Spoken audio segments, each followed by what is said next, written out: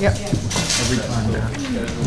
Good evening, everyone. Welcome to the December 7th meeting of the Hyde Park Planning Board. Please take note of the exits around the room in case of mishap, and now join me as we salute the American flag. Yeah, I gotta start looking at all that stuff. I pledge allegiance to the flag of the United States of America and to the republic for which it stands, one nation, under God, indivisible, with liberty and justice for all. Thank you. The first item on the agenda is a new public hearing for Kokum Animal Husbandry. This is an application to approve a chicken coop, existing chicken coop, located at 26 Bellas Way here in Hyde Park. May I get a motion to open the public hearing? So moved. Second. Thank you. All in favor, please say aye. Aye. Thank you. The applicant is not here tonight. This is a rather simple application. This was workshopped briefly. We had pictures showing the location of the site. I actually drove over. This was originally located, I believe, in a more open area in a backyard. And at the time, the owner had also purchased a rooster which was making noise. The rooster has now found a new home, I'm happy to say, and the coop was relocated back into a wooded area toward the rear of the parcel. It is located about 100 feet, I believe, from the house to the south, about 150 to 200 feet from the house to the north. Also, when you go back into the woods, the property behind it has two separate ponies and two separate stalls. I did not observe any scent. I did observe a little bit of mild, I'll call horse scent, but it was mild as well, and the flooring within the fenced-in coop appeared to be of rough mulch. First, would anybody from the public like to speak about this application? There being none, any comments from the board or questions? No. Tad, any comments, additional comments?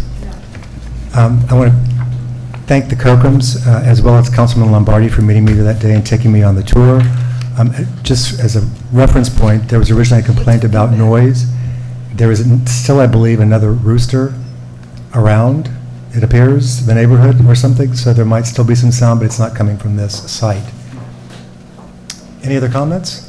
Make a motion to close the public hearing. So moved. Second. All in favor, please say aye. Aye. And this resolution is Mr. Garcia's. Resolution granting site plan approval for Coachum Animal Husbandry, Resolution 2022-59A. Whereas the applicant John Coachum has submitted an application for site plan approval for an existing chicken coop and associated enclosed run to raise a maximum of 13 hens at an existing family residence on 1.02 acres of property. Whereas,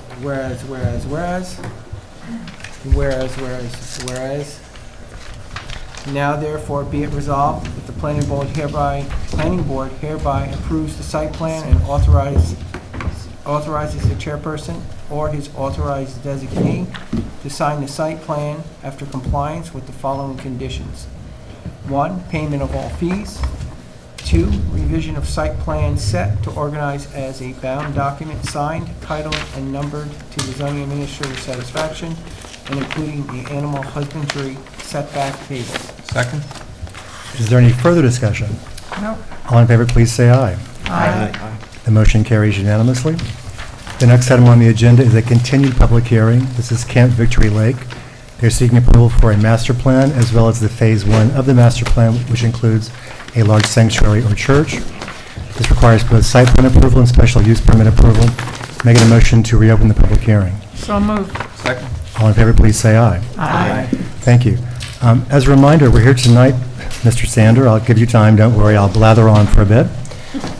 We've been waiting to hear back from Dutchess County Department of Public Works to ensure that there were no outstanding issues involving State Environmental Quality Review Act or SEQR. Based on the traffic analysis and input that they provided, we finally heard back from DCDPW with preliminary approval that they have no particular concerns with the project. So we're prepared to move forward with the SEQR determination tonight. In addition, the applicants and the ZBA have been waiting patiently for that SEQR so that they can consider the variances that were requested, which I believe are going to be looked favorably upon. We have not had any public comment on this application with the exception of a letter which mentioned potential noise impacts. We responded at the time and continue to believe that because this site is already activated with the current uses that are there, meaning occasional events, most of the activities within those events will actually be moved indoors now within the sanctuary, so it will actually reduce many of the noise impacts that are associated with it. I want to point out that the letter did not complain about the noise, just said that there are times when you can hear music, laughter, things that you would hear if you're going to have more than 500 people present at sort of a celebration. But again, this should reduce the noise impacts. In addition, there's extensive screening proposed along the north side of the sanctuary, along North Quaker Lane, and the issues about noise mostly came apparently from that direction. I guess that was the way the wind is taking the sound. Mr. Sander, let me turn it over to you real quickly. Good to see you again. Good to see you guys all again, too. It's been way too long. I believe the last time I was here was, what, June? Maybe even February? I'm not sure. Just to appear briefly. Yeah, it was just really quick. But anyways, as you said, we finally got back from DPW on our entrances. So this was various submissions that we had to submit to them. So just to kind of give the board a rundown, in February of 2022, we had done a submission to them to get the entrances looked at and approved, because one of the improvements that we were proposing as part of the plan is the relocation of the existing main entrance. So the reason for that was sightline issues that our traffic engineer had identified. So we had submitted the plans to DPW, and they came back with some additional comments. Some along the lines of sightlines. So our traffic consultant uses the national standard, whereas DPW has very specific Dutchess County standards. So we just had to rectify those and get those aligned. One of the things that our additional studies found out was that the site distance for the West Victory Lake Road will also need to be adjusted. And so we had to relocate the entrance approximately another 30 feet in the opposite direction. What we also have to do as well, sorry.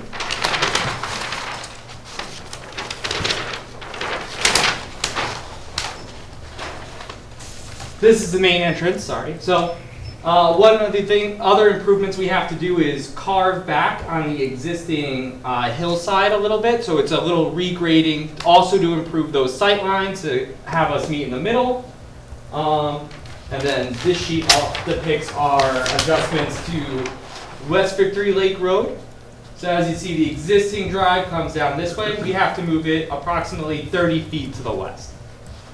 So these are all required for the site distance. Other than that, based off the email I received from him this evening, it sounds like the only other outstanding comments we have left is for the Complete Streets checklist, which are fairly minor comments that I'm sure we can accommodate. Other than that, not much has changed on the site plan in general, other than the existing entrance configuration.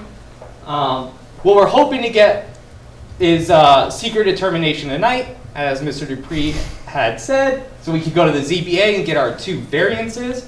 One for a height variance of 12.5 feet, the other for a stream corridor buffer disturbance, because as part of the improvements, we are having to go across Fallkill Creek, so we have to do a little bit of widening. So that brings the buffer to 0, because we'd have to be right up to it to do the widening. Other than that, not much has changed on any of the applications. And I'm looking forward to moving this along. This is one of our main steps, so. It seems strange it's taken a year to get to this point, but sometimes that's what happens. This is actually a very busy county right now, so I don't want to put any blame on any county agency, because if you drive south or even east, you can see all the activity everywhere. It's a zoo around here. It's Well, great. For Hyde Park, we feel we're very fortunate to be part of the zoo, so to speak, because it's exciting to see all the development that's proposed here. I want to just take a couple of moments to point out that the changes that are proposed by DCDPW do not affect in any way your variance requests.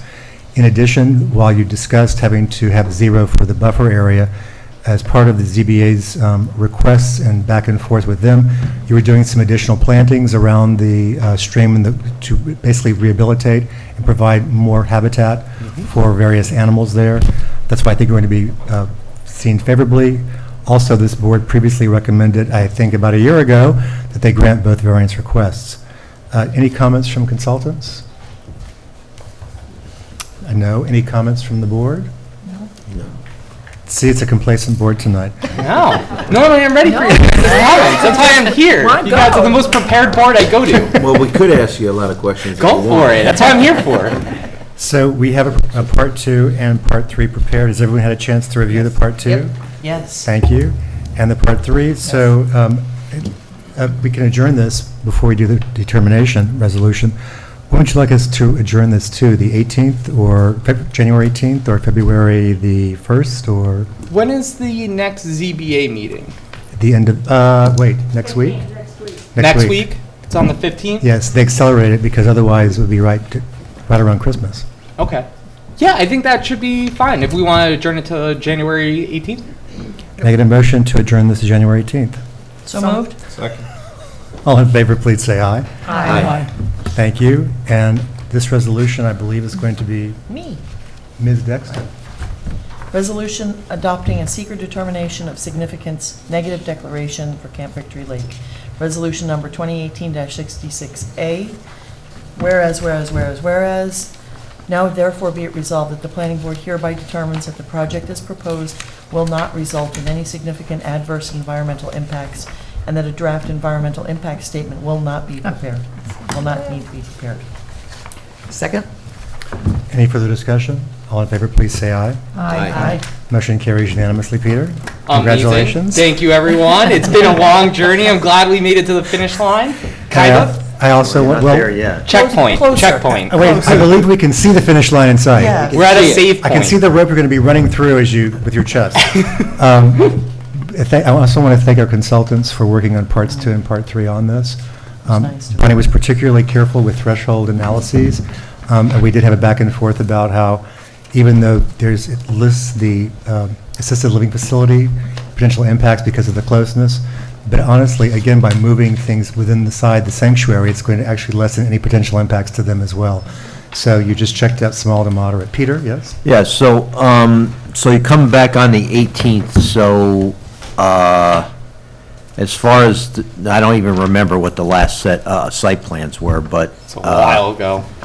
So, I guess we'll have to regroup and see what our, I don't remember if we had, we'll have to check to see if we had comment letters that you hadn't made a submission because you were waiting for certain things. I just don't remember where we were as far as the Well, I site think we plans. need to do a resubmission anyways to include all of the entrance sheets as well, so, yeah. There were some minor items, not minor, let me rephrase it, there were still some items that we were waiting on to see if there were any wholesale changes to the project.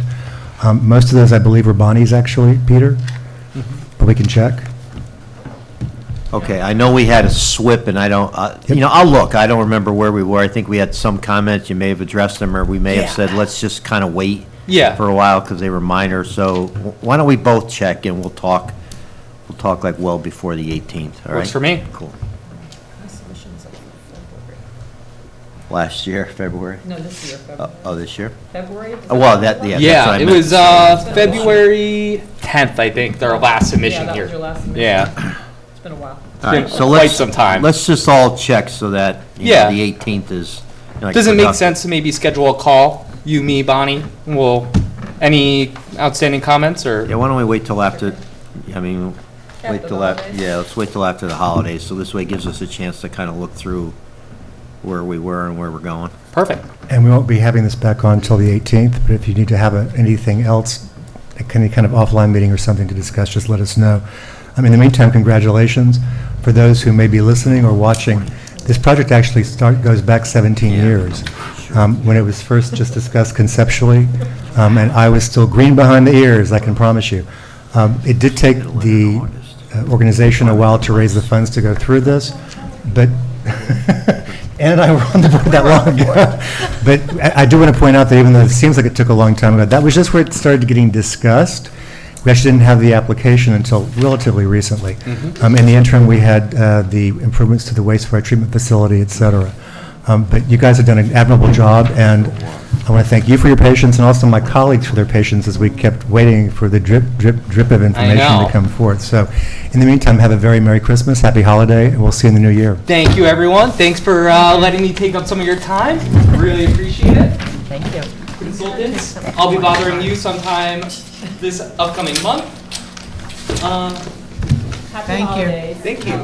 See you, Peter.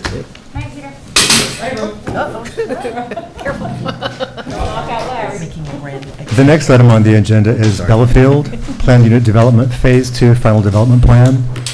We are still waiting to undertake a secret determination. We received comments from Dutchess County Planning. They were fairly extensive.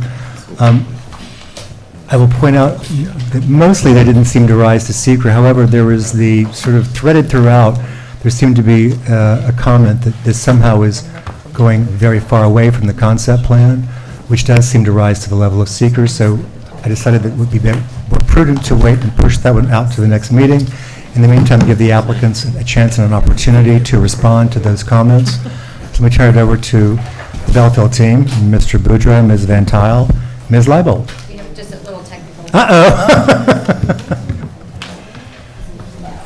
All right, well, Making a motion to reopen the public hearing. So moved. All in favor, please say aye. Aye. Thank you, Peter. If you guys want to start anything. yeah, I'm going to go ahead and start. Thank you very much, Mr. Chairman and the board again. We're making a lot of progress. We're here tonight to respond to the comments that we've received and also to give you an update on where we're at. The past week, I went out and GPS the trees located in the 150-foot buffer, circulated that to Tad and the chairman and whoever else wants to do a site walk, so whenever that's scheduled, so we'll be able to do that. Ted, you want to try for next week?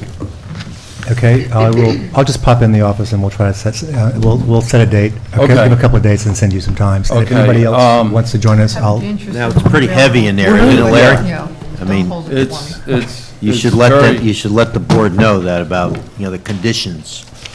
It's Nobody? a lot of briars and stuff. I Oh, wore yes. chaps, walking through there, so you don't get spiked and stuff, so, having just returned from England, I discovered I actually did have a pair of wellies, as they say here. perfect. But I've walked, Tad and I have walked through, Just so Where's- everybody knows, that's all. I'm afraid, I don't think I have chaps, Remember the first time we however. went through, we came out covered in ticks and Yes. Yeah. burrs all in our Yeah, face. and- good. Just, it's, Forewarned. I'm sure you're gonna handle it great. Today, Kelly and I coordinated with the fire chief, and he came out to the Belfield office, and I met with him, and it went very well. We're just about there. We're gonna respond to his comment letter early next week, and, but from a seeker standpoint, I believe he's all set. As you mentioned, we did receive the county planning comments, and internally, we've been going over there, and Kelly will address that. And then as we continue to advance the civil drawings, we did do the earthwork model. I know where all the cut is. We also did a rock surface profile, so we know where we have to manage and deal with the rocks. So we're very excited where we're at. Oh, and the last thing I will say is that on City Winery, we're going to get Michael Dorf's architect, who did the initial cut at it, working with Mike McCormick, LMV, and we'll also have Hart Howerton take a look at it too. So we're going to work on that The elevation. gentleman you referenced would be the owner of City Winery, I'm assuming? Yes, correct. So their own architect will be working with Correct. Mr. McCormick to come up with something new. Great. Also, the excavation that Mr. Boudreaux just mentioned, just so everyone understands, and when Mr. Sotero was going through the prior mitigation protocols, there was a lot to do about blasting for the hotel, and in order to bring that forward or not, we were trying to determine whether they would be blasting in this particular phase. And Larry will be showing, I think later on tonight, or will be sending us either way an image of where the, I'm going to send everybody. okay, of where the rocks are. It looks as though that, from what I just saw briefly, that a little bit of cut needs to happen in the northeastern corner Yep. of the garage, but otherwise it's actually fill brought in, Yeah. which is different. And then as they progress further east, there'll also be some potential blasting as well because of Yep. rock. Yep. Great. Great. Ms. Leibold, is that All right, thank up to you now? Thank you, Mr. Chairman. As you remember, we were previously before you, at which time we spent a lot of time on the architecture of the buildings, and I think we satisfied much of those components, as well as the colors of the building. And there were a few items that this board asked us to submit to you for purposes of your continued seeker review. Those documents were submitted on December 1st, and I can just go through very briefly what they included.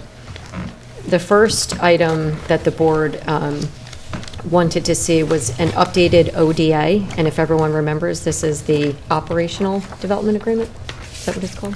Open Open development. Development Agreement. Open development Okay, sorry, area. Open Development Area. It's the mechanism that you It's can. so- I don't know why it's so the mechanism confusing that for me. the state requires to pull building permits on private roads, basically. But I'm glad you turned right. Yeah. I got you. And the prior agreement that we had, or report that we had provided to you, didn't identify all of the roads on the Phase 2 portion. And so the updated ODA addresses all of the roads. Now, I will say that there was a specific road that Tad had asked that we look at, which was the road in the back, and we essentially call it kind of a parking lot aisle. And it's the road in front of the areas, the buildings in the back, 300, 400. And that road was, or that sidewalk was undersized. And we updated it in the ODA that you have in front of you to reflect a sidewalk that is 4 feet. And there was a typographical error on that drawing, and it is supposed to be 5 feet. So I just wanted to make sure I told you that that's going to be corrected. So that sidewalk in the back, I think it's 8B, and I have it on the presentation, will be updated, so that's 5 feet. So that's the one document that we did send over to you. The second modification that we made to the site plan, just see if I can go through this. The second modification that we made to the site plan was there was much discussion about the sidewalk or the corridor that is behind or east of the parking garage. And if you recall, that corridor backs up to, it's right here on the east side of the parking garage. And originally, that was a service corridor, and over time, it was modified, and it had some landscaping and some drainage structures in there. And there were two concerns. One was the fire department was concerned about being able to access that back area. And two was, what is it? Is it a service corridor? Is it landscaping?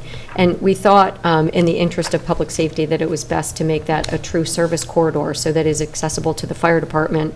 If there were an issue with the parking garage or those buildings, the fire department would freely be able to go up and drive through that area. So that amendment was made.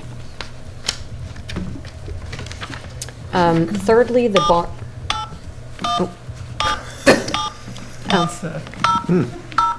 Guess he's not on anymore. It's Christmas Oh, he's music. making a call. Oh, I thought he was doing Morse codes. Yeah. Yeah. So the third modification was, if you recall, I'll refer to it as the barn, which is the main entrance sign on Route 9, was somehow reoriented on the last plan that you had 90 degrees, and so the wrong side was facing Route 9, and it was moved closer to Route 9. So that was an oversight. It's been reoriented back so the short side faces Route 9, which is the side that contains the sign. And it's been pushed back into its original location, which was 10 feet further back. So it's back in that original location. Next is the refuse areas and delivery areas. So there was considerable conversation about, is there enough refuse areas and loading areas? And so on this site plan, although it's very hard to see, each of the reference areas have been identified, and there's a key to it that shows what buildings would contribute to that refuse area. I feel as if we owe the board to create that as a separate sheet, so it's very clear and it's easy for you to see it. So we are going to amend that sheet and make it its own separate sheet, so you can not only see the refuse areas very clearly, but also the loading areas, and so what building would contribute to each of those items, okay? And then the last item that we provided to you was that the site plan and the parking plan were updated to correctly provide handicap parking spaces. And so when we did that, of course, there's a minor loss in the number of parking spaces, Originally, we had 1,370 spaces, and when we added the handicap parking spaces, we now have 1,345 spaces. The code requires 1,321, so currently we're over by 24 spaces on the parking lot. So those are the changes. So we do acknowledge, as Larry said, that we need to provide this board with an updated elevation of City Winery, and that's forthcoming. We're also going to provide you with that updated sheet accurately or more clearly showing the refuse areas and the loading areas and how each building can contribute to each of those areas. Other than that, we'd certainly like to discuss with the board any other seeker items that you believe that we need to provide you. Just making sure that, as I said, Ms. Levanway's letter more or less started with the concept plan versus the proposed final development plan, and seemed to indicate that she thought it had strayed too far. So I just want... So that's a perfect tie-in.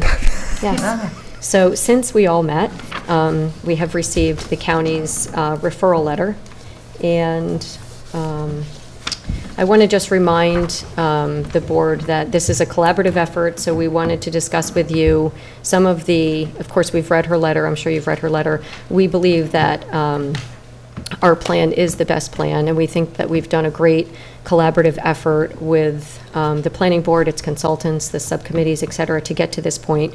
And we thought together that we should discuss what we think are the arguments as to why the recommendation should be overridden with respect to the county planning referral letter.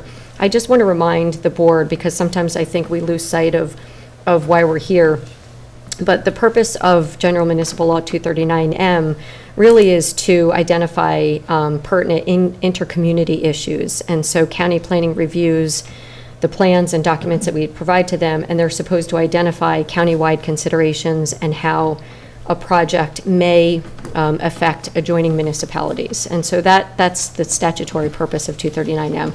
I think oftentimes we do receive back individual or collective opinions about a certain project. And so I just remind you that I think that we've all done a great job of putting forth a plan, and I don't want to lose sight of the work that's gone into this.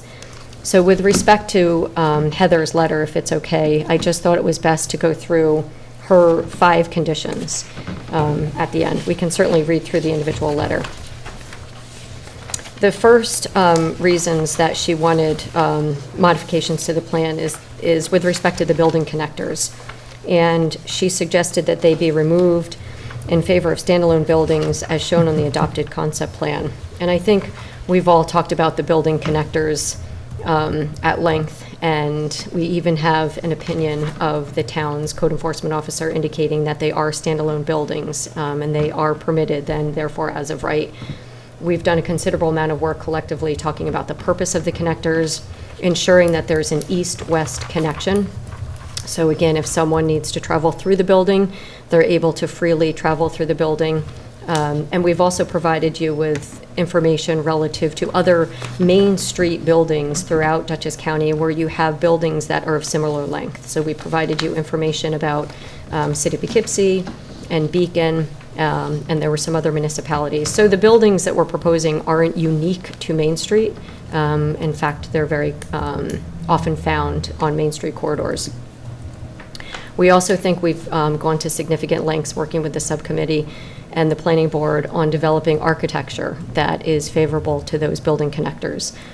Remember that the purpose of those connectors is to provide elevator, stairs, and common mechanical rooms and mail rooms for each of those buildings.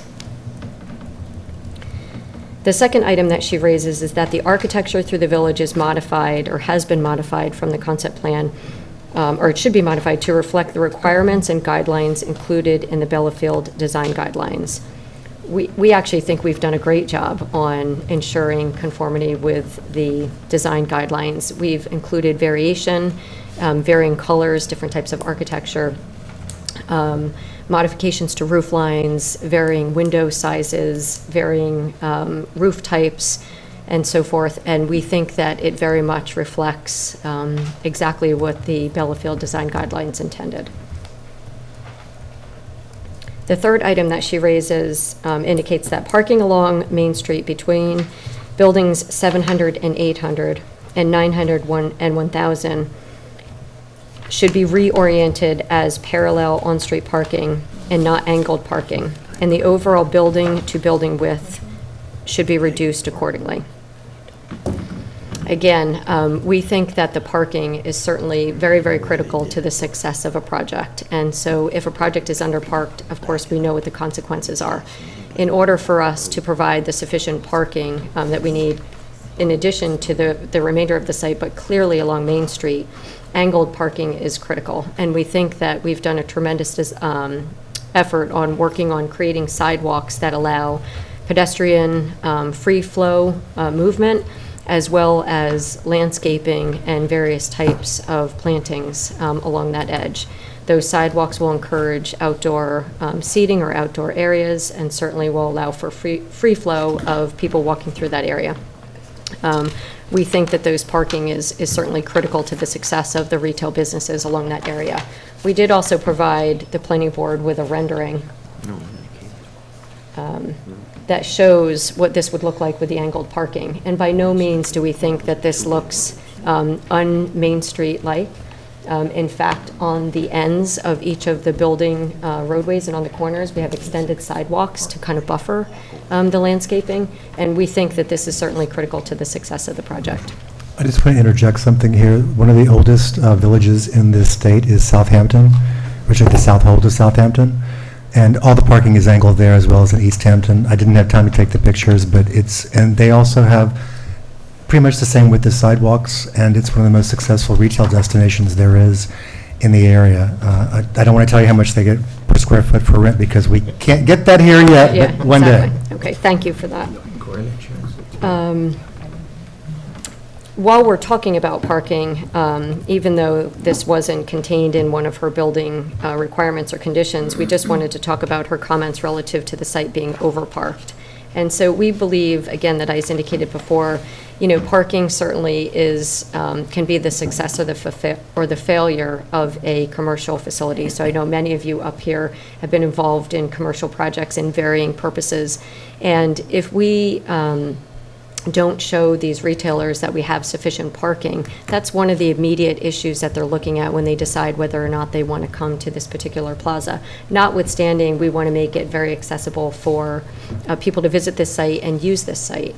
In addition, this site was claimed as being very programmatic and offering a variety of different events, and we certainly would like to encourage that. And although the parking requirements in the code, in the Bellafield Code, the findings do indicate that for restaurants and retail, we are to park at 5 per thousand, which is what we proposed. Those parking calculations don't take into consideration how do you accommodate events, and also how do you accommodate restaurants, which typically utilize 10 per thousand parking requirements. So we think that the parking is more than sufficient. We would love more because we do want to have additional restaurants at this location, and we want to be able to support those uses. But by no means do we think that the site is overparked. In fact, it actually meets the requirements of the Bellafield design guidelines and bulk requirements. Just real quickly, I think it's 5 per retail and restaurant, but there is no parking for the events. Correct. And I had a dialogue with Vice Chair Oliver really early this morning and late last night, but he reminded me that this has been heralded for a long time as something that you call them programmatic activities, events. Part of the goal of Bellafield is to draw visitors from outside the area as well as serve the residents of this community. And it was mentioned from very early on that there would be festivals. Socrates has a garlic festival for all things that when I moved here 29 years ago was nothing, and now it's huge. These are the kinds of things that activate an environment, a parcel, that also bring visitors to your town where they go, hey, there's more here to see, I'll come back. These are things that we want to encourage. Yes. And I have been arguing myself that it's overparked, but once Chris sort of walked me through that, wait, but what about when they have the events? I thought, correct, and there's an amphitheater there, and because we did look at traffic impacts, we didn't look at parking. The other thing I'll point out, I was on a really long flight last night, or yesterday, back from England, and I had a chance to really delve into the materials. In the concept plan, there's very little parking shown. Correct. The parallel parking is just barely there. There's no other parking around most of the buildings. You mostly just see pretty landscaping and pictures. So, as I've said before, when you go from a concept plan into the real world, you have to start thinking about, well, where do we fit all the cars that are going to be used by personnel or staff that are there, visitors just coming in to see the site, maybe to stroll around and look at to say what's what, maybe window shop, as well as people who are going there for a destination. So between Chris and you guys, I personally am persuaded that you do need all this parking. Thank you. Okay. We'll hear from the others. Okay. The fourth item that she had raised, there's two more, is that the parking structure should be better screened from view, either via true liner buildings, improved landscaping, or other similar technique. I myself think that we've done a fantastic job of providing screening for the parking garage. We can certainly talk about additional landscaping, but I think we've collectively done a great job. The last item has to do with non-compliant building materials should be replaced with compliant building materials. So upon review of the materials board that we provided to you, there were two items on that board that we thought we should discuss with you. The first is the trim around all of the windows and on the building. We were going to use PVC. We've modified that as that's a prohibited material in the design guidelines. So we're going to use a similar hardy material, which is a cement fibrous product. And Mr. McCormick provided me with a sample. We will amend your materials board, so we'll take your materials board and we'll provide you with a sample of the white color. The second item is that in the design guidelines, they talk about prohibiting aluminum siding for obvious reasons. On our tether buildings, we are using a metal panel. We don't believe that that metal panel falls in the same category as aluminum siding. If this board thinks that it does, we're happy to provide an alternative, which is, again, a cement fibrous product, and we can substitute this as well. We really think that the metal panels do not meet the level of, or reach below to the level of aluminum siding. What you're saying basically is when that was prohibited, what we were thinking about was prohibiting aluminum siding. Correct. Not any aluminum anywhere, because Metal. there's- I mean, we have metal all over. Yeah, sorts of and we have places. metal roofs and Sounds so forth. fabricated. Okay. Yeah, I'll also, I'm not going to put words into Mr. Waters' mouth, but when we had our agenda meeting, when I said, raised this issue, Rob actually said, look, we want things to be able to be maintained well, not to have wood that's going to be peeling constantly and Correct. suffer from weather impacts. So we need to look at this in terms of what's, we've also, Ms. Wasser has been reminding us that we also need to look at things that will make sure that we don't have to come back with you saying, oh, we value engineered it, and now we're going to have to go back to even something less. So we wanted to get to something that we can approve so that it can be constructed, made, and then maintained Correct. safely throughout. Correct, I agree with that. So those are her comments. We're happy to provide you with a narrative that explains what I just presented to you, if you want it for the file for the next meeting. I think that you should for the file. Sure. Honestly, but otherwise, I think, myself, I think you did a great job of responding to them. Also, I do want to point out, and I did mention it to Ms. Lavarme when we had a discussion way back when, that this has been a collaborative process, that the architecture, which we focused on most intently, really has been a back and forth between the board members and you guys responding and almost like creating a song, because I was there. Architecture is not my forte, I have to admit that. I mean, I know what I like, but I don't know the words or anything else. Understood. Rob and Michael, Mr. McCormick were doing the conducting, so to speak. I just got to hear the symphony. But I think it's turned out to be a very nice job. And I think the color variations are something that's really important to this.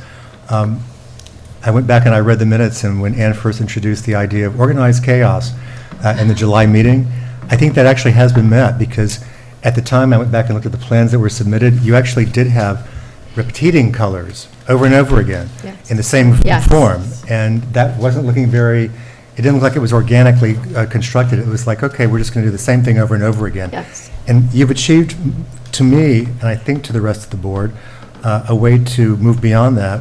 And also, I'm just going to go ahead and name the 800-pound gorilla in the room. We were also trying to not make it look like Eastdale, where Yes, I I think the understand. commercial buildings there look really nice, but then the rest of the residential are just gray mass. And that's something that Ann pointed out as well. And there's not really a lot of variations when you look at it either. They've got some gables here and there with some windows in them. Otherwise, there's not the level of sophistication, articulation at this place, I think, looks a lot better to me. But then again, beauty's in the eye of the beholder. So I want to thank you for this, and let me turn it over to consultants first. Ms. Franson, any additional comments? Yeah, I had. Good evening, everyone. So I'm looking sort of in detail again with the resubmission and coming up with a comprehensive comment letter. But one of them has to do with, and maybe you addressed this previously, but there were trails that were going to go up to the westerly neighborhoods. And now I see retaining walls and a lot of grading going on behind the buildings, which I'm not sure if they were, previously part of disturbance areas. But so my question is, are those trail connections no longer happening where they were shown? Right, do you want me to respond? Yes, please. Okay, sure. It's America. I don't know if you want to go through all of them. Well, the idea of the connectors is to be able to move pedestrians west to east. And you're going, you're making up the grade by going up the stairs inside the connector. So when you get to the buildings 3 and 4, that connector, when you go up the interior stair, you're at grade, you're at the outside grade. Sorry, I'm actually talking about the outdoor trails. Yeah, no. Oh, okay. That outside grade ties into the outdoor trails. So, but what I see are retaining walls. You're above it. You climb above the retaining wall. Okay. And then you come out onto grade, and that's where we'll start the outside trail. Okay, because there are no details and the trails aren't shown, so I think you need to, I'll show them. yeah, show how that's happening. I will do that. Because otherwise, it doesn't look like, trails are being provided. Okay. I'm going to here insert for the record that part of the reason why there was no requirement for recreation fees on this was because of the extensive trail system that was there, so those do need to be shown. There are just some locations where there seems to be a big grade change relative to the buildings. If I look at, and I'm going to give these comments to Pete to look at especially, but over by buildings,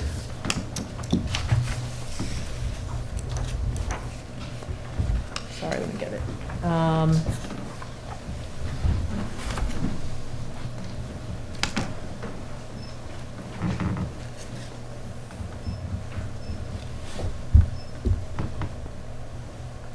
It's like by 100 and 200, if you can zoom in there.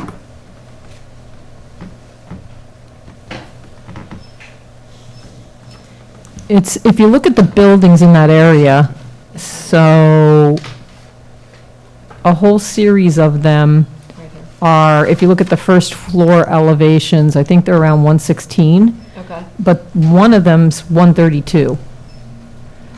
And so I was just questioning sort of what was happening grade-wise, that ones to the north and west are at one grade, and then one is 16 feet, I think, higher. So this one's they look like they're both 132.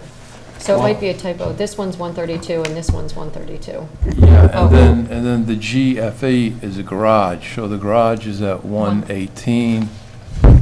You go 14 feet up, and then you get to 132. The 132 is at grade on the backside or the parking lot side, and the 118 is at grade for the access into the garage. Would it help if we showed a section, Bonnie? So what I was thinking is that those grades, the first floor elevations, are shown on kind of the overall site plan. I think it'd be useful to put them on the grading plan.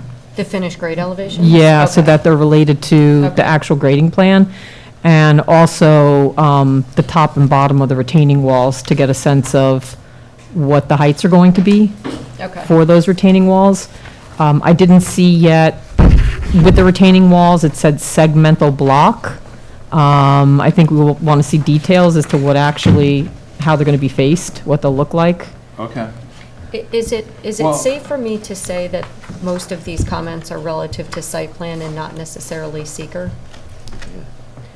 They're relative, well, these are relative to the site plan and the the actual trails is That's seeker related, Yep, yeah. okay. But But, the latter, yes, Yeah. we'll address these. So- No, I want to make sure, I'm not worried about secret, to be honest with you. I just want to make sure we also get the final development plan issues, rather than site plan, but final development plan issues here now, because otherwise there's going to be a lot of conditions, and we don't want all those conditions. Yes, no, I appreciate the comments. But I know you're trying to segregate the two. I so, also, so my memo is going to be both, consistency with the concept plan, because whether or not it is or isn't, regardless of the county letter, I think you have the opportunity, since you're going over to the town board, for them to bless, what is proposed.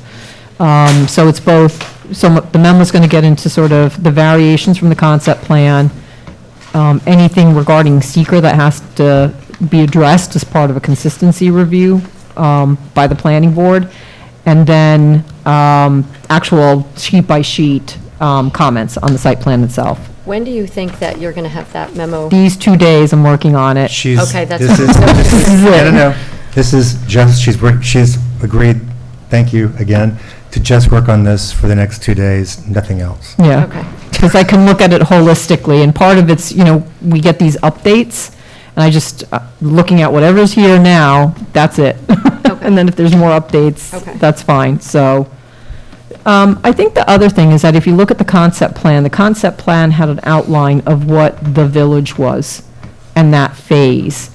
And there are areas now in what was considered the village that it's not programmed for something. And I think, from my perspective, it begs a question, is some of this area going to be left open, or if it's for future development? And I think that somehow in the plans, we need to show with a line or Understood. something that says Okay. there will be future development, because that helps then with the assessment of, okay, the reality is, conceptually, buildings that were, let's say there were 2 buildings, or 3 buildings, they've been merged into 1 building. That's really been the change, especially. And in doing so, there were spaces on the concept plan that showed up as little farms, little open spaces, and we just want to be clear on what's happening. We focus so much on the buildings, but part of the placemaking is those spaces, and is that going to be a little park? Is it just going to be lawn? Is it going to be landscaping? Making sure that we know what those outer areas are where the changes happen to the buildings. There's not going to be another building there, so how is it being programmed from an open space perspective? So those are kind of my big picture comments, but again, I'm going to have my whole review to the board 2 days. I'm thinking what you're saying is, if I can reword it for my purposes, and as part of this phase, they show, and we'll call it Annie's parcel. We're going to have the terraced area for educational opportunities for agricultural uses, to explain how things grow, et cetera, how they're harvested. But with the small changes that were made, what happens adjacent to it in terms of those Exactly. spaces? Because Exactly. right now, they're just kind of left off the map, so to speak. So I think, Kelly, if you go to the sheet that has this project superimposed on the concept plan. Yeah, don't anyone get dizzy when I do this, but I'm going to have to go. Sorry, because I have it. I thought it was in the front. Well, No? I had to get a presentation for you just for tonight, and so we took off. Oh, okay. I They reordered it. chopped this up, so it was Okay. only, I just didn't want to make everyone dizzy as I scrolled through this area. So if you really zoom in, and you can even go to that area where I was talking about the grade changes. Okay, Buildings 1 and 2? yeah, right here. 100, 200. Got that. Yeah, over here. There you go. Okay, so this area. That blew up well, I can see it. Right, so, you now have the one building, right? If you zoom in a little more. Now you're really asking a lot. No, I'm only kidding. Still Okay. looks good. Yeah. So, yeah, it looks great. So the L-shaped building, is that 100 there? Yes. Okay, so, when you look to the south, it cut into areas that they were being called farm fields, That's the amphitheater. So then the question becomes sort of what happens with that space in there? Because the way it's shown right now is it's just, I think we need to make sure then on the site plans themselves that we're somehow calling them out as to how each of these open areas are used. Okay. So And so really, that- it's calling out open areas. Future amphitheater, Whatever it is, future yeah. green space, future lawn, future, Yeah, one thing that we do when we lay this out, we go ahead and lay it out. It doesn't show up, it's not part of the site plan, but we do lay it out to do the program fit. So I can share that so you'll know how it is. Okay, I think I know what you're looking for. Yeah. Okay, And I can. if you have questions, just call It'll each be, other. yeah, it'll be detailed more. And then just getting back to the first floor elevation question. So that building 100 is at first floor elevation 132. And then if you go to the north, that one's 132, and then 1400 is 116. correct. That's what Right. Larry was explaining. Right. Because that's the parking deck. Okay. Well, no. Well, no, those are first floors. Yeah, so. So there's a 16-foot difference first floor there. Right, so here's what's going on. The garage underneath the 132 is 118. Right, so that 118 is on Main Street. And as Main Street moves north and to the left, it's going down. That's why 1400 goes to 114. Okay, and then the Or other, 116, whatever it is. and then 1100 is 116 as well. Correct, The parking, correct, correct. So the idea, when you look at Main Street, it's gonna appear, the grading is gonna be very gentle, because that's what we want. We don't want, steps and all over the place. It's gonna be, it'll look generally flat. Okay, again, because I'm looking at first floors, and those are The close first floor is together. sitting above, because you gotta remember, the garage is here in the first floor. Right, but this Oh. isn't the garage level. The first floor level is 132 versus 116. Right, the 116 is the first floor on Main Street. And then above that is the clubhouse, that goes up 14 feet. No, But I can respond. we can get into it, yeah. and- Or we can show you a Something- section. And show you sections. We can show you a section. A lot of thought. And I'll help you, had- and I'll get Yeah. involved with you with that. Yeah. Just, I thought that we were going to have like an internal meeting amongst ourselves to compare like notes. And then we were gonna get with, these like folks to Yep. talk in detail about Yep. something? Yep, Okay, yep, so yep. that's still, the plan? Yep. Okay, sorry, I just want to get that out before I forgot. So, those are just, I think, the open space. As I said, it's sort of the periphery around where the buildings are, just making sure we call out, know what's going to happen Understood. there. Yep.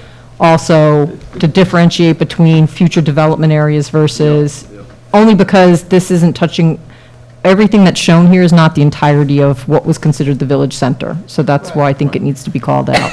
And then I'll have more comments, but that's kind of what came to mind. And then making sure that all the other amenities are still shown on the plan and how they tie in, like the trails. So thank Okay. you. And before I go on to Mr. Sotero or Ms. Moss, the meeting that Peter was referring to was actually something that, I've been gone for 7 days, I just came back to a maelstrom. But we were discussing the seeker issue was one issue, then there's, of course, the final development plan issue. And because this is the biggest project that we've ever had in Hyde Park, may ever have, I think it's actually, in terms of mixed use and land mass, probably the biggest project in the county right now, because all the other ones are more contained and smaller. So this is a big, big project, and we're trying to make sure we tie up a lot of details. So Kelly and I discussed earlier this morning about having a meeting with the applicant, with them, but first we decided we should go through internally everything first. We're going to try that from Monday, and I wanted to wait till Bonnie had a chance to finish up her memo, use that as a starting point, because, again, I don't want to see a lot of, none of us want to see a lot of conditions that there's 300 that you have to tick off. So if we can take care of a lot of these things ahead of time. Understood. Then the final submission would have those taken care of. Understood. So, because, like I said, just as you said today, we were discussing the waste refuse enclosures, stuff like that, to take that as a separate sheet so we can see what goes where. Because honestly, it didn't seem like there was enough, and I thought, where's city wineries? What's going to happen here? Those are things that, if you're in a site plan where you're just looking at a building or two or three, it's pretty easy to It's see, easy. but this ain't easy. We're just going Yes. to put it that way. But we're going to make it that way. We're going to get there. Yes. So we'll have our internal meeting, and then once we program that or schedule it, then we'll also schedule something with you guys Very well. before. Yeah. So, thank you, Bonnie. Ms. Moss, back there. Mr. Sotero, any comments? Tad, did you want to make any comments? Nope. Yeah, just like a couple. So, I haven't gotten into too much of the site plan stuff yet. And, there's a couple things. So I'm not going to look at any water and sewer. That's all, health department stuff. So it's going to be mainly just looking at the grading, working with Bonnie, and the drainage. Now, as far as the drainage, Larry, I know there was a preliminary SWIP that was submitted very early on, but I assume that that's got to be up. I mean, that was submitted just, I don't want to say to have like a placeholder like for seeker, but for lack of a better word, but, at some point, we're going to need to have, a really detailed SWIP with all the, I don't know where we are with that. Yeah, well, I think the intent We, or was- where you are with that, I should say. Yeah, Or Chris, I should say. yeah. We acknowledge that. We wanted to just start the whole process, get it over to Yeah. you, and get any comments or, sit down with the meeting and. Well, that would be one of our, I mean, Sure. one of our we need to have like a Yeah. SWIP to, Yeah. at least a pretty decent one before we could at least grant, conditional site plan. Understood. So- Yeah, understood. I mean, it's complete enough where it's starting to size all the bio areas, I mean, they are on the plan at this point. Okay. But we'll follow. All right, so, I'm going to Maryland tomorrow, and we're driving back on Monday. I'm taking this stuff with me, because Lucky I you. just haven't had a chance to really dive into it, so I'm going to take it with me, and I'll do it then. We're going to have our internal meeting. The other thing is, and again, this is not too much like related here, but we do have the tree clearing SWIP, which is one of your priorities. So I spoke to Kyle Southern today of our office, who was on the call that we had about, the SWIP. So Kyle is taking a look at it. I have, my hard copy here. So Kyle and I are going to reconvene on Tuesday when I'm back. And then I know Tad gave me some comments by email. I want to go and check in with her. And then, because we want to get that like moving, for you Yes, guys. our goal was to try to get that. So I'm going to take a look at, as far as the site plan stuff, it's going to be mainly like drainage, which is going to be more to come on that. Not going to really look at water and sewer, because that's going to be all, health department. Yep. I'll work with Bonnie on the grading, but I did have a question. So Bonnie and I were talking before, and she was calling up all kinds of cool like things here on, like her Google Earth stuff, and, the, development that Michael had mentioned down Southampton, was it? Southampton. So, with the angled parking, again, it's your like development, but what are the widths of the travel lanes in that area through Main Street, do you know? 26 feet. Well, the total, so, Yeah, so it's so 13 95 feet building to building, 15 feet sidewalk, and then it's, I believe, it's 20.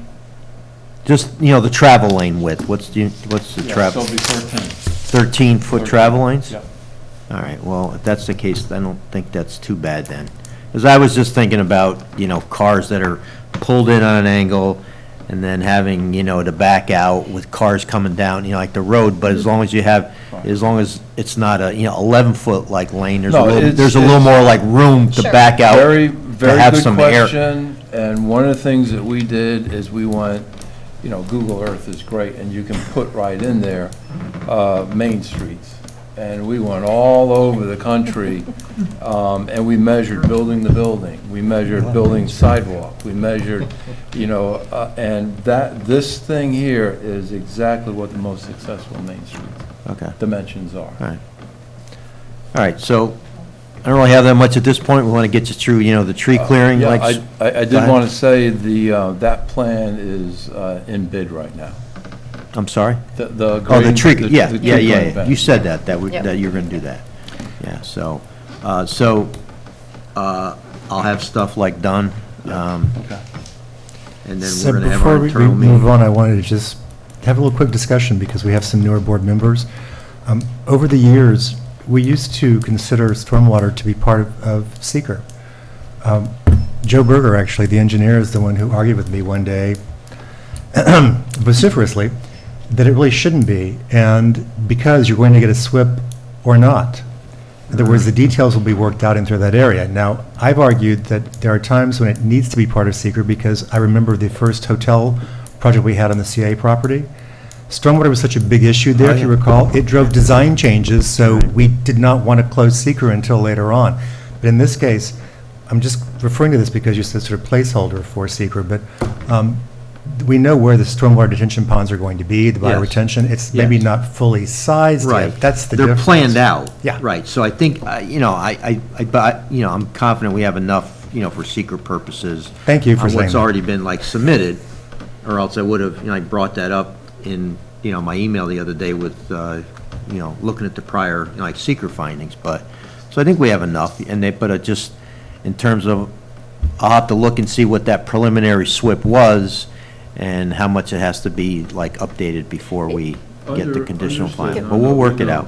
We did provide, and I'm sure Pete has an anchor at his office, it's a very voluminous seeker document, and so there has been, it works, right? The design works. So we're The saying level of the detail. basics are there, it's just the Correct. final details Right. have not Yes. been worked out Yeah. yet. We're setting I mean- inverts and. Yes, Yeah, correct. no. Drainage actually is a specific question on the EAF part, too.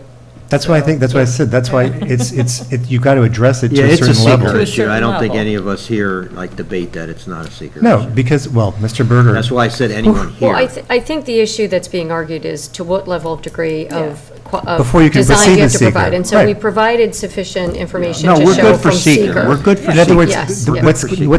what's not there isn't going to drive design changes that would then Correct. reopen secret. Yes, That's the it whole thing I'm works. trying to Yes, address. the Right. design. But that also brings up something that was emailed about earlier today.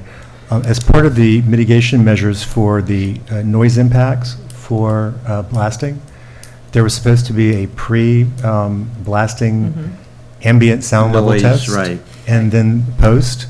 Well, And we don't I know that think those were ever even- I done. think, during, not post. I'm sorry, during. During. Pre and during, but I don't know if this were ever done. And I put in the email, just so everybody knows, this is not the planning board's responsibility. Our responsibility is to say these measures must be taken. So is it the building inspector who gives the blasting permit, or is that? No, we don't give no, the town doesn't give blasting, permits, the building inspector doesn't. They're basically state-like requirements. That's what I thought. It's And, state. the blaster has to Exactly. conform to all the state requirements. He has insurance, his insurance company makes sure that. Got it. They conform to everything. Now, I think there was stuff in there where they were to notify the building department, and honestly, I don't know if it was done or not, but of when, the blasts were going to occur and timing and all that kind of stuff. I believe it was all done. You probably did, so it's just something But we're again, gonna. this was back in 2018, and I'm trying to pull it out. I remember pushing one. I know the blasting Yes, mats were utilized, yes. I know the hours were utilized, because I went by there, I know all that. Yep, yep. It's just, I'm trying to determine how we go about, the state has its own measures, but the planning board has added additional mitigative measures. How do we ensure that those actually happen? So I want to have a discussion about that offline later on, because. Yeah, let's do that. Because it's tied to seekers, so. Yes, and Mr. Westermeyer today, in my brief discussion with him, was like, I don't get involved with that. So I'm not even sure he would know if it was something that he was supposed to do, not in this case, or not involving a permit, but I'm not sure he reads, in other words, any of the mitigation stuff that we send down, so. Probably not. I talked to Victoria about this as well, so we're going to figure out a way. I'll have to look in the internally. document again, we probably shouldn't really get into it too much, but was there mitigation measures for blasting or just for noise impacts? It was Rock rock crushing? crushing? Yeah, this issue came up primarily in the hotel, and it became an issue because the hotel was a different land use than had been approved for that area in the 2007 plan. It was in a different location. It required rock crushing just because of where the building happened to be, and the rock crushing was going to take place in some proximity to a bed and breakfast located on West Dorsey Lane. And that's why preliminary tests had to be done, And if the noise could be mitigated enough, one thing was going to happen. If it couldn't be mitigated enough, then the rock crusher had to be moved, and the applicant could have certain alternate locations for the crusher to be used. So I think that it certainly should be addressed on a macro level Yeah, well, I'm in just trying to seeker, figure out- but the finding, those additional measures, which were incorporated in 2018 for the particular situation of the hotel, are incorporated in the seeker findings that we have. So it would be up to the consultants and the board to decide in what way and to what extent they need to be measured because of any blasting that would be required in Phase 2 or use of a rock crusher.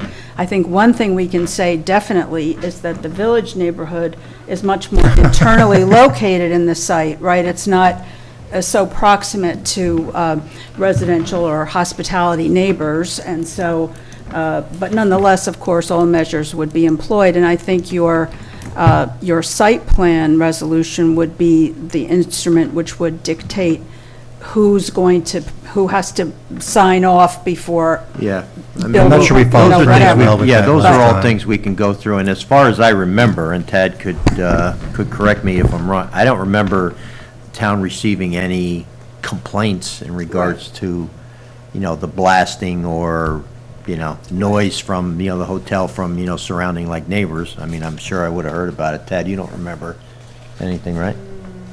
Just when the logging began. Well, that was the logging, right, so anyway, so let's, Yeah. we'll discuss that. Yeah, and there are elaborate protocols for the handling of the noise and everything in the record for the hotel, because that was a big issue. Yeah, but if we're gonna keep the noise stuff in there, That's what we have to evaluate. I mean, before if we're gonna keep it in there, then we should have the, No, in other words, is this tied to the hotel or to the whole site? That's what I'm trying to get at. Exactly. That's why we weren't really ready to proceed on seeker, because we have to Right. resolve this. It's only important to do it where it's relevant or required, and so I think maybe we can do a relook at the soil conditions and the locations of the village, of Can you Phase guys, 2. can you guys give us something that Yeah. fairly quickly, so we could move forward on this quickly? Yep, The earthwork model is done, and we modeled the rocks. Perfect. So we know what it is. For our newer members, Mr. Garcia and Mr. Waters, normally, the mitigation for noise impacts is that it's short, it's going to happen. Short Because you term, can't make construction. development happen without some kind of sound. It just doesn't work that way. In this case, again, because this is a much bigger project, and you have longer-term construction phases, et cetera, we want to make sure that we're fair to, as Ms. Van Tel referred to them, hospitality and residential uses that are nearby. But at the same time, you've got to kind of pay a price to see something good happen. And I think you've heard from all seven of us that we think something good's going to happen here. So, but we want to evaluate how far this needs to go forward. Yes, Bonnie? Just real quick, because we were talking about the roads, the road cross sections, those are being added to the plan? And the reason ODA? not the ODA, but just in general as a detail for the roads, all the cross sections, They're in the ODA. There's a cross-section. No, but I think you they're mean, part of they the need to be part of the overall site plan. plan for that phase. right, the cross-sections of whatever roads are applicable in Phase 2 Now, when you should, say cross-sections, you're referring to the detail? yeah, Yeah. With the, the ODA sections, but they Yeah. should be in the, Okay. I thought they were- they should be in the I got it. Phase Yeah. 2, The relative, okay. Yeah. I got it. and the typical I road don't, section. I don't understand. So you want the sections for the ODA Have- put No, in no, no. onto the site The plan sections that are itself? shown, right, detailed in the ODA, any of the roads that are being constructed should be part of the final development plan. yeah, they're I thought they already supposed to be were. part of the site plan set. I thought they already were, but Well, we're gonna. Well, we don't, I was going to say, we didn't have that new, I guess I'll call it tertiary road. I Right. forgot how it's labeled in the ODA, and my apologies. But- But that smaller one was not shown. Yeah, and the question has to do with the angled parking, because if you go, look at the Southampton example, there's a double yellow stripe line in the middle because of the concern, I guess, that if someone's traveling one way, that they attempt to turn around if they see a parking space and kind of angle themselves. I did that once, and I got a ticket. So they have a double striped line not to do it. So I think just expectations as far as if it's not a big deal, fine, but in general, I think that double yellow line is there for a reason, so that's not happening. But I think we just need to make sure all the details are there, including traffic signage and the, everything you would include in the site plan. Okay. I want to just here also add for the record, because it's not that I think it's the best place in the world, Southampton, but my best friend and college roommate for 47 years lives there, so I'm out there frequently. And actually, the angled parking provides traffic calming, believe it or not, because you don't, people when they're driving by, they're not racing through.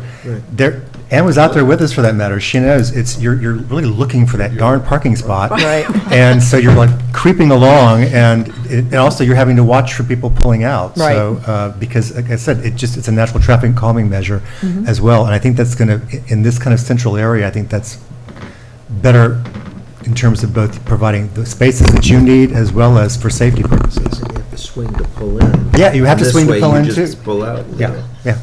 So much easier. Larry? Yeah, I was just going to note that we've talked about traffic calming by means of Tables, speed tables. So we proposed one right at the main pedestrian crossing. And by the way, you can wait sometimes 30 minutes you can travel around and around trying to find those parking spaces. Because out there, the spaces that are in the rear are tied to one specific use. There's no sharing whatsoever because they're individually owned parcels. In this case, even though it's not shared parking, you won't be having that if you need to go around to the garage or someplace else. And of course, Southampton has no parking garage. That also doesn't help. Mr. Hirsch, not to put you on the spot, but any comments? No comment. Thank you. Then let me start from my left. Ms. Weiser? I have no additional comments or questions. It's looking really great, and I'm just looking forward to moving forward on the city winner. I think it's going to be Understood. wonderful. It will be a wonderful building. Yes, I'm sure that it's going to be. Mr. Waters, comments? Yeah, it's mostly regarding the county letter, or response review. Oh, I'm sorry. It's regarding the county's review. I think, the angled parking, I think it's good. Parking was an issue of mine, and it was a concern, but after the chair's eloquent comments and Chris's findings and knowledge on the work makes it a moot point, and I'm okay with it now, after understanding that it's for events and things like that. So it's going to be heavily trafficked, so they do need adequate parking. Garage screening, I think, is good. I haven't seen anything better in the area, so I don't understand that. The city winery, that was always a topic. I'm glad to see that Mr. McCormick is getting involved in that. We're going to present you something. Yep, and I'm sure you'll revamp that. Yep. The signage barn being reorientated is good. The suggestions in using the materials, the corrugated metal siding material, came about by making them different from the adjoining structures. We wanted them to stand out. And it was thoughtful and purposeful. I think it's a good resolution to what was initially proposed, so. The glass cubes. Yep. Yeah. I think that it works great, and it's more energy efficient and really fits with the area better. And obviously, if we have future concerns, or if you have always been open in addressing them, and that is much appreciated and goes a long way. Thank you. Thank you. Thank you, Rob, very much. Yeah. Ms. Wasser? That's so great. Thank you for doing that list for me. Rob really just went through a lot of what I agree with.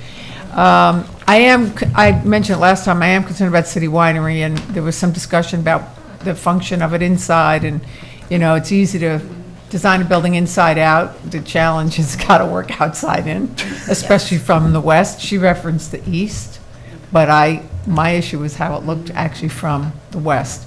So, and the only other comment I wanted to make on the parking, just like you added the handicap this round, is we talked about it, but we didn't talk about electric car charging stations, and We're gonna add I it. hope those will be on the final set. I would expect they'll be in the final set. Yeah, they will. That came up with the fire chief. Yeah, he wanted to see where they are. I have an electric car. And- I plan to be there in charge. It's more and more people are going to be having electric Yes. cars, let's be honest. It's just something that Heather mentioned in her letter. I remember we discussed it. I just want to make sure it shows up. But, It's going to show up, and he had, kind of specific requirements for where they're going to be located, so we're going. This is within the garage? Not in the garage. Well, I think they should be in multiple places. Not near buildings. Because he didn't want it in the garage, I remember. And on the But I would parking, ask that they be in multiple places, not just one. they will be. On It's the a big park- site. On the parking deck, they're going to be in the upper deck, away from the. Well, we'll wait to see them on Yes, the we'll plan, as provide long as they're in those. multiple locations. And they will be, I don't know if he's here or not, but they will be done in concurrence with the fire chief. And I will also, thank you again, echo Rob's comment about the collaborative process. It's Thank you. really been, it's, I think this last year, ever since we did that site walk, we've come a long way. Thank you. Yes. There is just a comment, there is a company, Beam Global, that you might want to check. They're portable charging stations, and they're done with solar, Okay. and they have their own battery technology. It's just something, it's new, the military is using it, Okay. so they can be transported around. So Okay. it's just something, I don't know the cost of them or anything, but I do know. Say government. Yeah. No. Well, it's not a $5,000 toilet seat or something. Yeah, no. The proverbial Yeah, no, this is the, I'll look at- yeah, it's write it down. it's a really, it looks like a good system, Okay. and it holds the charges for long lengths of time, Okay. so that you don't have to bring electric to it, That or would another be fuel. important, yes. So it I makes just- it nice. Anecdotally, I can add that I'm in and out of town hall often, and Tad just left, but Cynthia's here. There's a lot of people who use these two stations right out here. I Yeah. mean, people just pull up, park.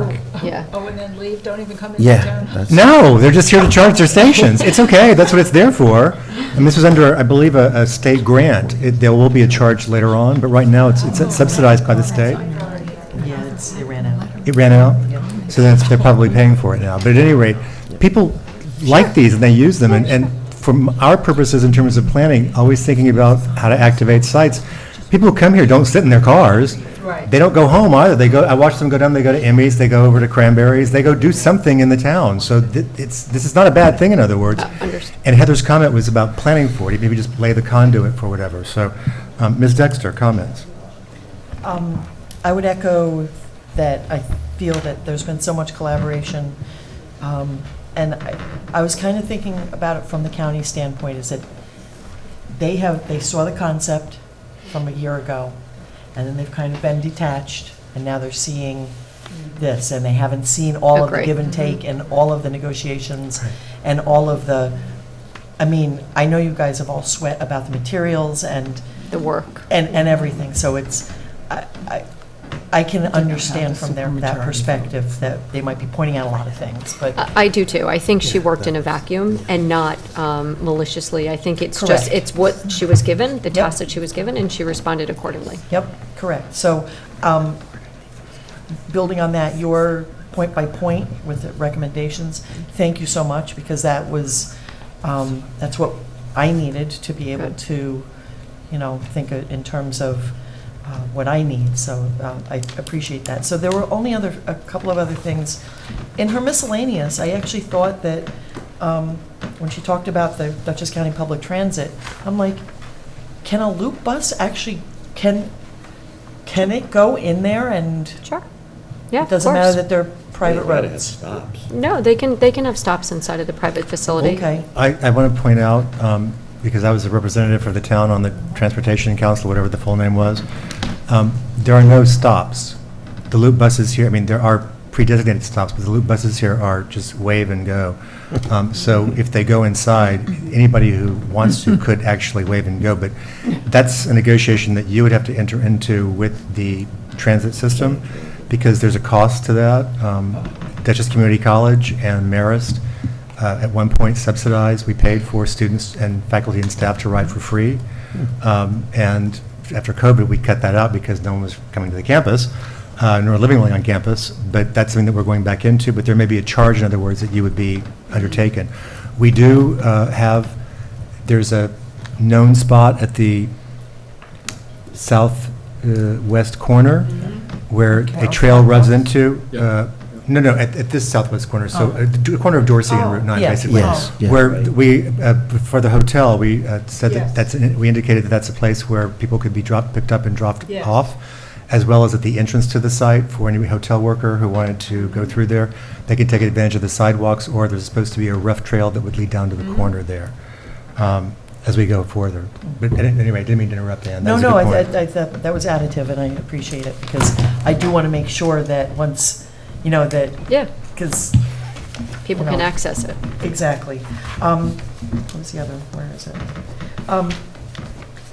It's interesting, she talked about a more natural walking network, and I'm like, well, there's sidewalks everywhere, but the point of getting from the hotel into the village, I thought was actually spot on, because people are going to want to walk as the crow flies.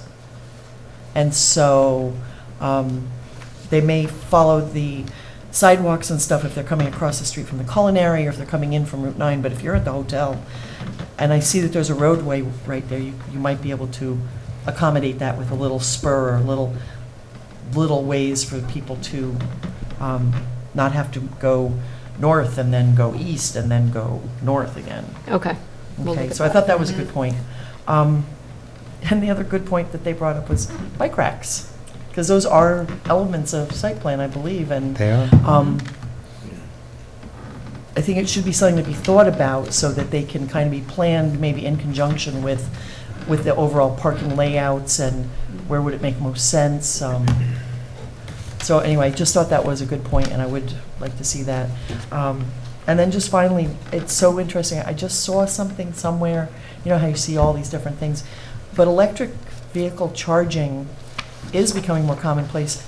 And I just saw something that said that somewhere is tying it into the lights. So they're like, oh, we've got all these lights, and they already are plugged in for everything, and they're basically hanging them off the light posts along roads so that you can just go up and plug in there. So it might be a way to incorporate it.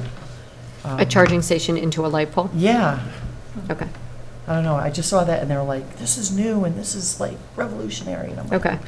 I don't know who's selling it, but it looked pretty good. But thank you, because, when I first read this, I kind of got a little pain in my stomach, and I was like, oh, no. And again, I think we all are saying the same thing, is that Heather did the job that she was tasked Yes. with doing. Yes. But we understand that in the context of what we've all done, there's been such a considerable amount of work, and that's why I say it's a collaborative response, that we would help you prepare and work with you on preparing that. Yes, and it was also actually a great point for us to kind of stop and go, did we miss something? Were we Yes. just like, running down the road going, yay, we got all Yes. this stuff, and then, And like, hours. wow, what did we do? Hours, the hours that we've put into this, it But would I- be impossible for her to. It's reaffirming that I believe that we are holding very true to the concept. Agree. Thank you. But Thank you for putting that in the record as well, Ann. Mr. Oliver? I would also like to echo my colleagues and thank you for your response to Dutchess County Planning. I think you did a great job outlining, and the really, really big point is the collaboration we've had as a board, and the applicants and the consultants and everything. It's really kind of amazing, a year, and this is going to be the best project in the county and, maybe New York State. So thank you very much, and, I've said it all along, I'm extremely excited to see this keep moving forward, and thank you for all your hard work. Thank you. Thank you, Chris. Mr. Gercio? I think a lot's been said already. I say, let's stop beating a dead horse and get it started. Very well, thank you. I mean, there's always comments, improvements, and things like that, but, I mean, I think you've done a phenomenal job with the detail level. Thank you. And, I mean, I really don't have anything to add, other than everybody's made a lot of great comments, but, you know, this was intense. I think a little uncalled for, but that's just my opinion. I'll leave it at that. Okay, very well, thank you. Thank you, John. So let me go over just a couple of items. And those would be, first, please do get us the whatever you think you're going to have to do, blasting or rock crushing, so we can evaluate that for seeker. Because Larry just showed me, he said, I just got this tonight, and he showed me on his cell phone. Of course, I was like, I can see that by Braille. I didn't have my reading glasses. But it looked to me like only the corner of the northwest corner of the garage, and maybe a little bit of, it wasn't overlaid over the plans, so I don't know. It may just be in the future. That's back there? Yeah, well, that's, yeah, right. I can really see that. I can see it all. Now I get it. It blows up great. Yes. At any rate, if we can get that, that will help us as we do our seeker determination for, and by the way, just for the record, board members, we will be ready for seeker in 2 weeks. We all agree with that? Yes, yes, yes, thank you. We'll also be setting up our internal meeting, and then based on that, then we'll set that up with you guys as well. I do think that we need to have a fire department, the response to their last letter. I don't think anything rose to the level of seeker there, but I still think that it should be put into the record. Then the other things that I was sort of starring were basically things that were just coming up at the end, that we need to make sure that we have the full SWIP before we have a conditional approval. I know that's not part of seeker, but it is in through there. We should be showing the trails, because again, that was also, I'm not going to call it part of seeker, but that was the justification for not charging what I'm going to guess would be about $1 million in terms of recreation fees for housing, was because you supplied adequate recreational uses there. So those cannot be forgotten. Otherwise, we'd have to go back and reconsider that. The details of the retaining wall materials that Ms. Franson brought up, I haven't got that granular yet, but that is something that we should be seeing because that is part of a site plan element. And then for the rest, I just want to basically say the same thing that my colleagues have all said up here. This has been an incredibly collaborative process. It's been a fun process. I know that Mr. Mulroy, the project sponsor, still listening in perhaps, is going, time is money, which it is, but none of us are compensated, and I just want to say I appreciate the fact that we've been selected, those of us up here, by various town boards over the years to represent the town in our interests. And Ms. Van Talis heard me say this before, maybe Mr. Gercio or Mr. Waters hasn't, but you have clients, and that's the people who are paying you. We have clients too, and that's the current and future residents of this town, because the built environment lasts a really long time. And that's why it was so critical that we get the architecture right, that we get the entrances to this really grand project done right. I want to thank you for relocating the barn, because that personally kind of irritating me. I do, if I recall correctly, the bottom part of the barn is glass, so you'll be able to see the farm implements, we'll call them, and the top has the signage, you know, et cetera, on it. Correct. So that, the more I started thinking about it, the glass, it's not going to look like a real barn, but it's a sign, and the glass, maybe with the lighting, with the implements in there kind of glowing, I think will provide some interest as well to customers. Echoing real quickly, two things that Ann pointed out, bike racks, if you can just show some locations. Also, I heeded, that was another thing that I read, the positive thing that I read out of Ms. LaVarnway's letter was consider trying to provide a natural walking path from the hotel into the village, because you are going to be there. And you maybe you don't know where it is now. Maybe that's something that you'd have to wait and see, like on a college campus, as they say, where people, you plan it and then they walk. However the students walk, they start walking and you see the dirt path. Texas A&M did that, I think? Yep, they did. So what they did was, I was going to say, they just paved. Once they figured out where the students were, instead of seeing the ground compacted, they just put in asphalt paving, and that's where the students now walk. You said you're going to correct the 5 foot so that we don't have to have the turnarounds every 200 feet for Americans with disabilities compliance. And really, that's about it. I also think that what Mr. Waters said about the materials being something that can be maintained and used. Thank you for using the cementitious hardboard, hardy board, rather than the PVC, although I was prepared to say we should figure out a way to use that, because again, it's maintenance. We don't want to see peeling stuff and all that, neither do you guys. And I personally think that, again, I'm glad, Kelly, you brought it up the way you did. You framed it by saying it's meant to avoid vinyl siding, because I have a horror of vinyl siding on houses myself. Even though it can look great from afar, et cetera, it doesn't seem to hold up very well and looks tinny and cheap after a point. But this is not that kind of siding. And what Rob's point was, is I think all of us up here agree that the initial glass elements for the connectors looked incongruous with the rest of the architecture. This has been designed carefully and collaboratively to look like it's going to be a different building, but also work with what's there. And that's why you heard all the excitement up here for everybody about how this process has engaged and how what the final product that it's producing. So is there any public comment about this application? There being none. I will again point out. Shocking. No. Big crowd. I would like to say that I hope that the town folk who are watching this or paying attention trust that we've been doing a good job, because Ann and I were the only two up here when we first went through this, and there was lots of public comment, and a lot of it negative. I think that's been worked through, and that people are now excited to see this, because again, this isn't going to be just for people who live there or for outside visitors. There will be ways for people who live here in Hyde Park to want to come and enjoy this, whether that's to stroll through the fields, take a hike on the trails, or participate into one of the events or festivals, or go to the restaurants, anything. As I said last time, when young people say there's nothing to do, City Winery will provide something to do. I believe that City Winery also likes to do external events at times with their program, their musical programming. You have the Village Green right across the street. So you have ways, in other words, that would be not so cost prohibitive, say as going to some music festival in Connecticut, to be able just to drive over and, come and take a blanket and put a picnic down, put a blanket down and picnic, just listen to the music, just like we have the free music and the concert series here during the summers. So, making a motion to adjourn this to December 21st. So Oh, wait, Bonnie, yes? No, just real quick, so whatever was presented this evening, if it was new, can we get the digital versions of it if it hasn't been submitted?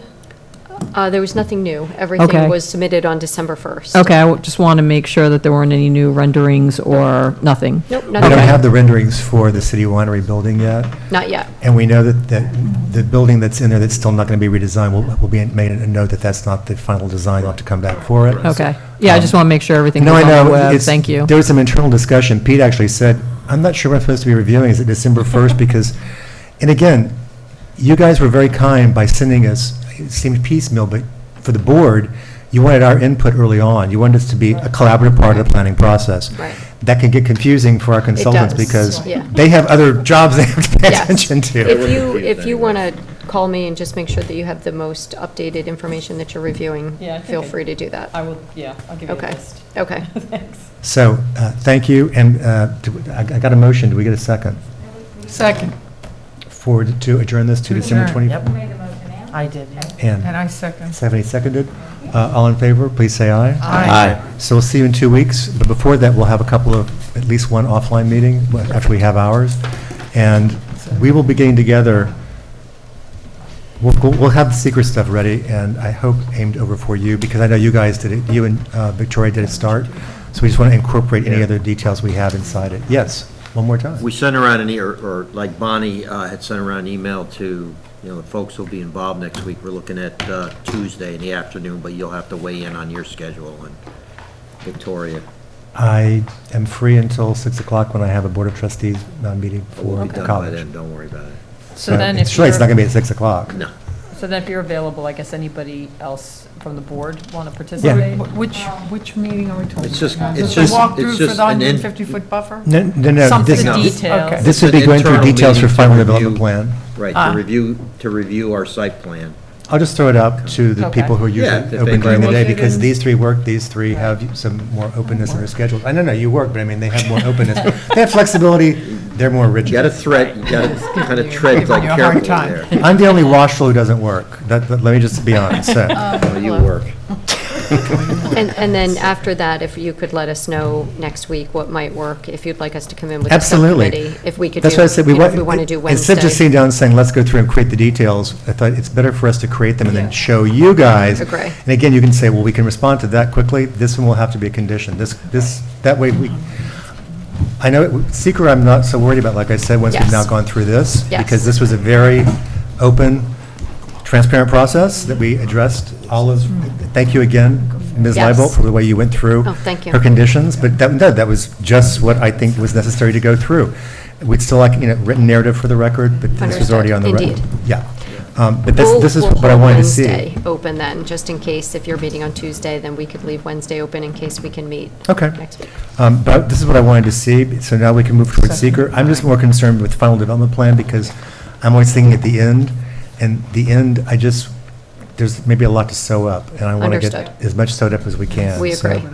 thank you, Okay. and thank you, Mr. Mulroy, if he's been on all this time. Thank you very much. And we'll see you in 2 weeks. And remember, it's our last party, so it's our last meeting, so if you want to stay, we will have of the year, we will have, Mr. Gercio doesn't know that, but we will have Michael Dupree's grandfather's, refreshments, there we go. Leave it at that. Leave it at that. And for the rest of the board here and our consultants, I did receive my pecan order, so I will be going back to pecans. I may not get the whole big, huge thing done. Goodness. It may be small, but, Pecans? yeah, oh, that's right, you haven't had them yet. Everybody else has had them yet. That's a week. Oh, that's right, it has Cumin's cumin. mine. I can make yours without cumin. Thank you. I'll make yours without cumin.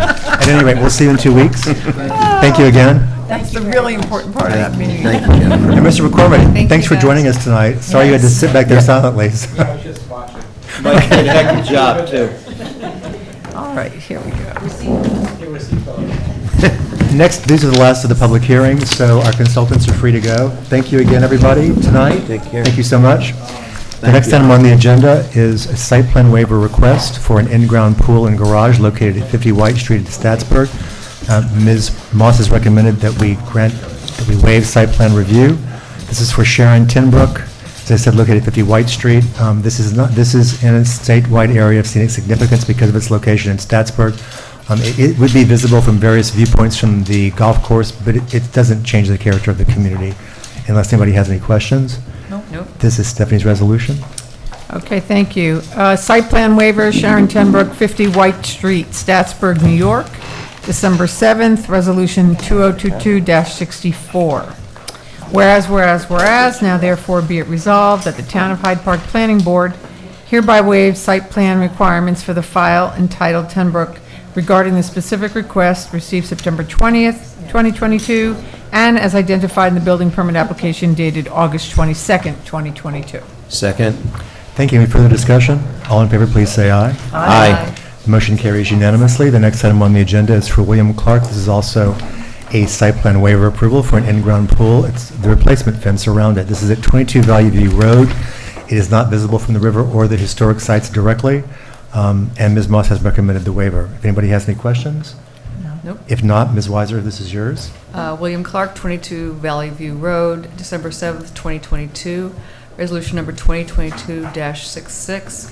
Whereas a request for site plan waiver has been made to the Town of Hyde Park Planning Board by William Clark for installation of a chain link fence around its existing in-ground pool on the property associated with a single-family home requiring a building permit, and whereas, now therefore be it resolved that the Town of Hyde Park Planning Board hereby waives site plan requirements for the proposed changes as described in the building permit application dated November 14th, 2022, and the request for a waiver of site plan received by the Planning Department on November 28th, 2022. Second. Any further discussion? All in favor, please say aye. Aye. Motion carries. Next item on the agenda is J.P. Morgan Chase Bank. This is actually they're changing their current sign just to add ATM on the wall sign. I can't believe that people don't know there's an ATM there because I go by that road every day and there's always people there. Lit up at night, But too. it's lit up at night, but this is something that has to be granted by site plan. The intention is that they're closing the branch but keeping the ATM. So Yes. they're Oh, going to take the ATM freestanding only. sign down, and it's just going to be the wall sign indicating that there's an ATM only. Even though it's only going to say ATM. Okay. I wasn't aware they were going to close that branch. Yes. Yeah. Yep. That's And, you know, Good deal. it's funny, more and more banks are closing their physical locations because of online banking. Mm-hmm. Interestingly, I've opened up 2 new accounts for other organizations, credit unions, and those places are packed. Yeah. I didn't understand what the difference is. Public sector clients, Is that what, oh, okay. That's what it nonprofit is. clients, That makes sense now, so, but at any rate, that said, I hope that we'll see municipal employees. some good use there. If they're just closing the branch, I guess they're probably going to be laying off the people who work there, too. Yeah, feel bad. Yeah. Yeah, so, okay, this would be, Mr. Oliver, this is your resolution? Resolution recommendation for issuance of sign permit pursuant to Town Code Section 108-24.3A4D, JP Morgan Chase Bank, resolution number 2022-65, whereas, now therefore be it resolved that the board hereby recommends the zoning administrator issue the sign permit for the ATM portion of the wall sign on the Chase building submitted by Lori Burgart of Accelerate Permits LLC on November 10th, 2022, as shown on sheet 5 prepared by Stratus dated Is that February 9th? February 9th, 2022, last revised on February 10th, 2022. Took a while. Second. All in favor, please say aye. Aye. Thank you. Yeah. I thought there was A little a, bit of a brain. no, I thought it was supposed to be 12 and 12, and I thought, wait, it's not 12-9 or 12-10 Yeah, yet, I'm so it looking at can't it. be. Pause was Thank noticeable. you for the help there. And Chris was shocked that the date. Yeah, I'm trying to process it. Yeah, it did seem like it took a really long time there, so. I think they were lacking either, I don't think it was complete. It was received, but I don't think it was complete until Okay. more recent months. And as our last action of the Say that night, they were closing. I am going Yeah. to move that we send we recommend to the town board that they return escrow in the amounts indicated, this would be Resolution 22-C, for the following applications. And by the way, Ms. Wasser must recuse herself because she's listed. It actually is going to my solar installer, not to me. Oh, well then, good, you can Isn't that vote. correct? That's correct. That's So correct. this will be 64 Falk Hill, Athanas East Solar, Bear Hollow, Cranston, Cream Street Solar, East Park Deli, Greenfields East pre-submission, Holt Lot Line Realignment, Hutchinstat Storage, Lands of Sire Duchess, Mastroeni, that would be the Chicken Coop, Nichols Oxygen, Norrie Park Estates, Poiser Solar, Riverview Re-Subdivision, Salt Point Solar Generator, Tamulia Sail and Canvas, and that's been out there a long Yeah. time. Look at the date. Yeah, Travis and Leary, and that's been out there that predates Ann and I and anybody sitting up here. Wasser Solar and Wright Solar. Second. Thank you, Ann. Any further discussion? No. All in favor, please say aye. Aye. Motion carries unanimously, and now I get a motion to adjourn. So moved. Second. All in favor, please say aye. Aye. Thank you to the town board for providing, as always, the resources to record these meetings. Thank you to my colleagues for all the hard work. Thank you to our consultants, and good night. Good night. Thank you, Tony. Right. Good to see you up here. I don't think